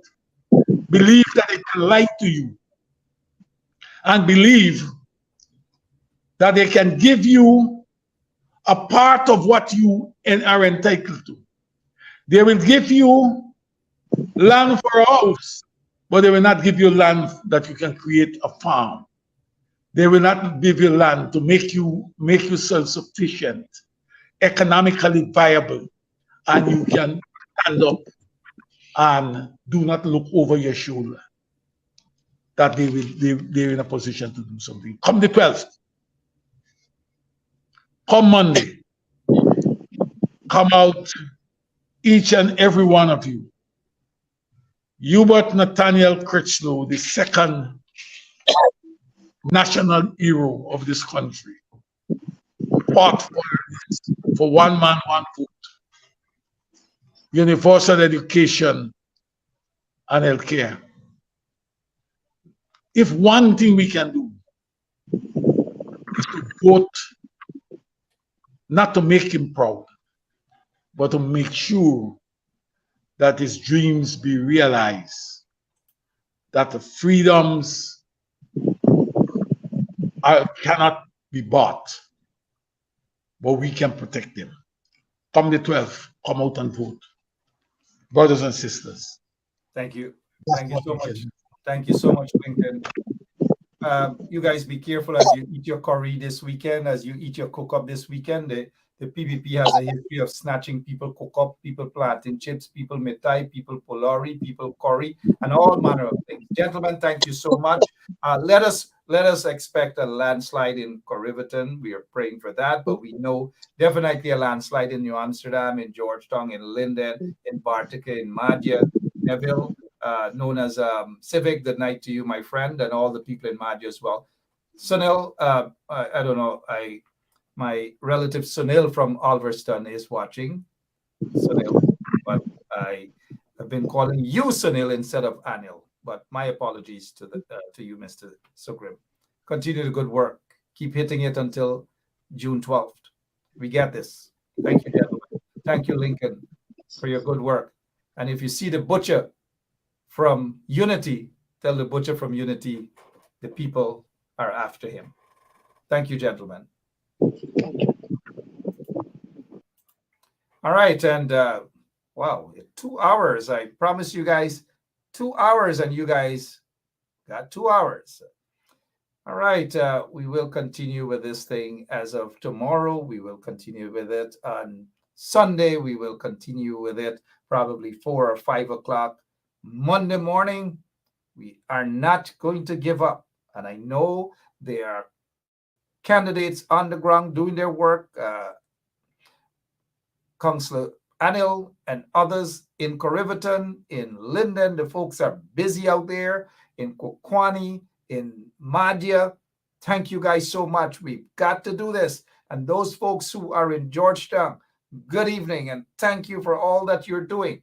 The MPs who are now, those MPs, we see quite a few of them, they're busy on the ground. We salute those MPs as well. And let me take the opportunity to congratulate the Shadow Minister of Legal Affairs, sorry about that, Roysdale Ford. His son graduated from the university out there in Toronto, in Canada. Congratulations. And to all those of you who have young ones who graduated, congratulations to all of you guys. But we will be back. We will be back tomorrow. We're not giving up. Jack Dale talked about the PNC's candidate for constituency 13. Allegations of some child molestation. Allegations, it went to the court. there wasn't sufficient evidence, it was withdrawn, something along that sort. But the thing is, it went before the court. Me personally, I probably would not have put such a candidate up, but that person was basically given an opportunity to go to court, and there was no evidence, according to the court, mind you. But Jagdeo seems to be concerned about that. But he's not concerned about the criminals that he has around him. He's not concerned about allegations of corruption and all sort of misdeeds leveled against him by Sue and others. He's not concerned about the fact that under his presidency, hundreds of young men, mainly African young men, the same ones that he's now embracing, or his party's embracing and giving, bribing them with T-shirts and little money here and there and so forth. Under his presidency, hundreds of those people who look like them died under questionable circumstances. Under his presidency, ministers were linked to death squads and phantom squads and drug lords and all manner of things. He himself took pictures with killing squad members. Jack Deo, the butcher from Unity. All of these things and more. And even right now, under this installed regime, there are some criminals in the PPP who are sitting in Parliament. They got some who were convicted. One particular one, Kwame McCoy, was convicted. He was deported from a small island for questionable conducts in that particular small island. His visa was revoked, his US visa revoked. Allegations of soliciting sex from an underage schoolboy. All these things, but yet these guys have the audacity to talk about decency. Shame on them. I know on June 12th, you guys are going to go out and vote. You guys are going to make that difference. Jagdeo isn't concerned about Georgetown. Neither is Irfan Ali. All they can do and sit and talk at their campaigns is who get wood. Just imagine a man who sits there as the president of the country making these lewd comments about wood and who get blow and all these things. Tonight in New Amsterdam, they have disrespected the people in New Amsterdam. Jagdeo and Irfan, they're not talking about policies, but all they're talking about something they possibly may be so fixated on is wood. Who get wood? Who take wood? In Linden, he went there and he talked about blow, who could give blow and who giving blow. But he's not going to go in Manripo and talk about wood. He's not going to go at Port Morant and talk about giving blow and these sort of things. But he's going to go in Linden and talk about that. But then he's going to go in New Amsterdam and talk about who getting wood and that Norton taking wood. You see the point, and I do apologize to my listeners, but it is not me who's talking about, it is Jagdeo and Irfan Ali. They're talking about wood. They're talking about blow. All these lewd comments in primarily African Guyanese communities. The disrespect is pretty obvious. We cannot run away from that. And so their message to a few people at their Freedom House in New Amsterdam, that many of them, most of them were actually taken into the community, into the township through buses and cars and so forth, and were paid. They had nothing to talk about other than wood. Who take wood? Can you believe this? Is that what they want people to vote for?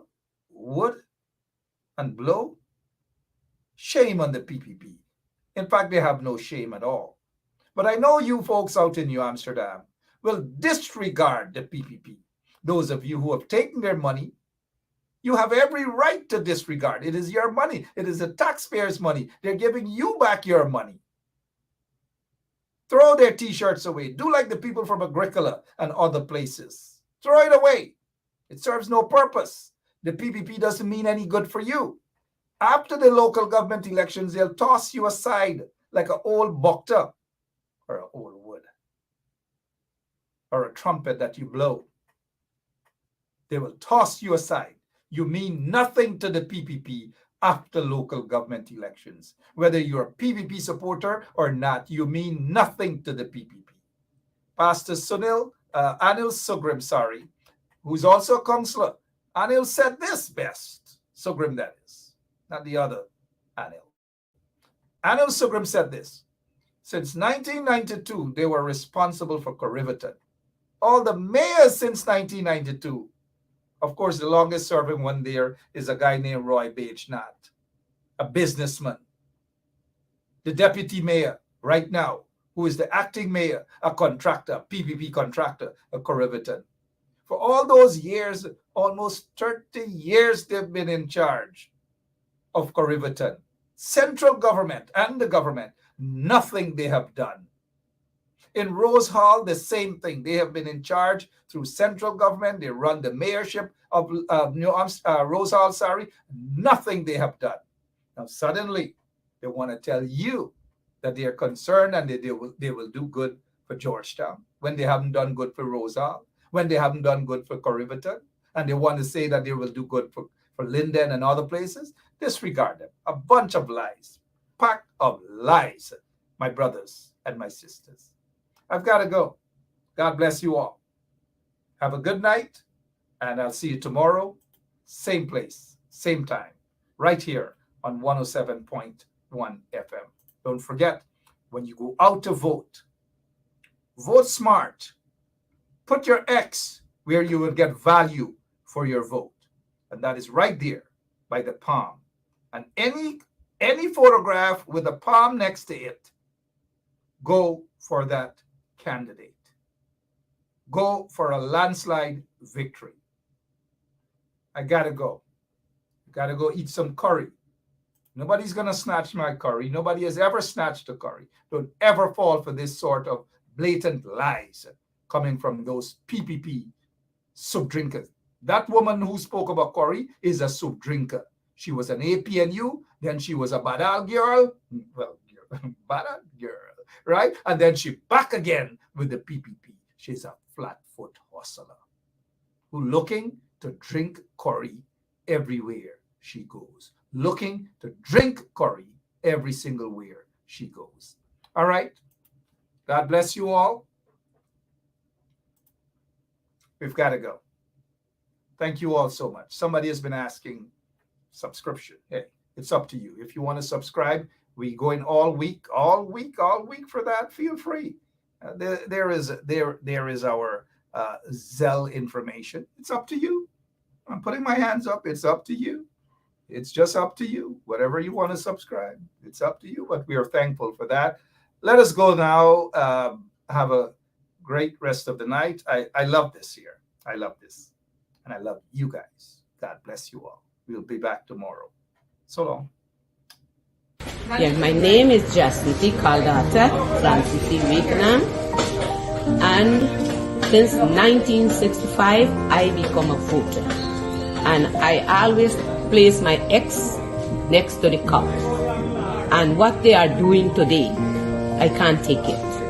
So I have no more vote to give to PPP anymore. I'm not going to vote anymore no more. If they have to lose by one vote, they're losing it by data. I have none. Hello, this is attorney Shellen Washington, owner and founder of the Washington Law Firm, located at 455 Utica Avenue in Brooklyn, New York. We're specialized in medical malpractice, personal injuries, matrimonial law, and landlord and tenant. If you're in need of legal representation, please give us a call today. The number to call is 718-877-3100.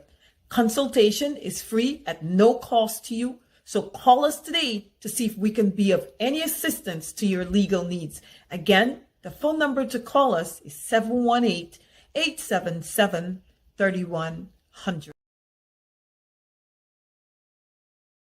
Agricola is not for sale. Agricola not for sale. Yeah.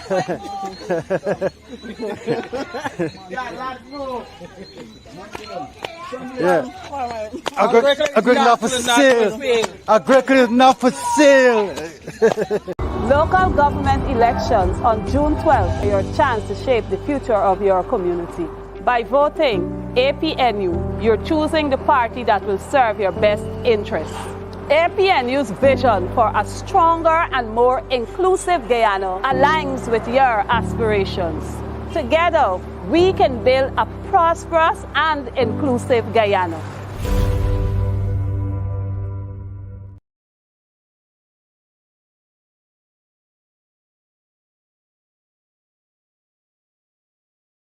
Local government elections are on June 12th, and it is time to make a decision. Vote APNU for the progress and development of your community. By supporting the APNU, you are choosing representatives who are dedicated to uplift your lives and better your community. Together, we can create an inclusive and prosperous Guyana.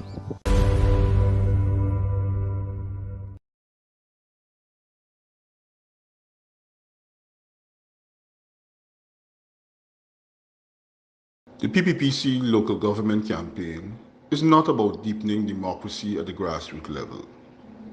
It is about seeking to control, to dominate you at every political space in Guyana. And we must not allow this to happen. Whilst they appear in communities like knights in shining armor, most Guyanese are aware that their deliberate and consistent withholding of resources to local authorities is the cause of the ruinous condition of many communities. We must not facilitate the heists of our local government system and our local government communities. Otherwise, we as a nation will never rise to glory and prosperity. On Monday, June 12th, your vote is your voice in action, your mark of protest, your rejection of the PPPC's wickedness. Vote APNU to protect our multi-party system and democracy. Vote to ensure you continue to have a say in the development of your community. Go early to the polls and vote APNU.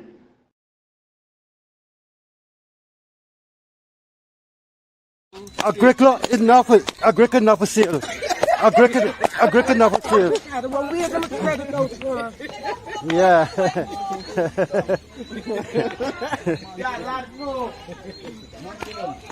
Yeah. Agricola not for sale. Agricola is not for sale.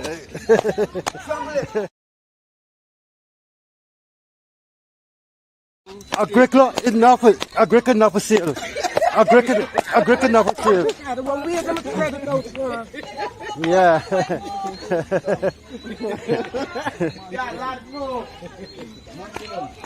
Yeah. Agricola not for sale. Agricola not for sale.